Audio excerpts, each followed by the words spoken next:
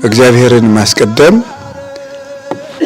አለማስቀደምና ማስቀደም ከመጀመሪያው ጀምሮ ዋጋ ሲያስከፍሉ ታያቸዋላችሁ።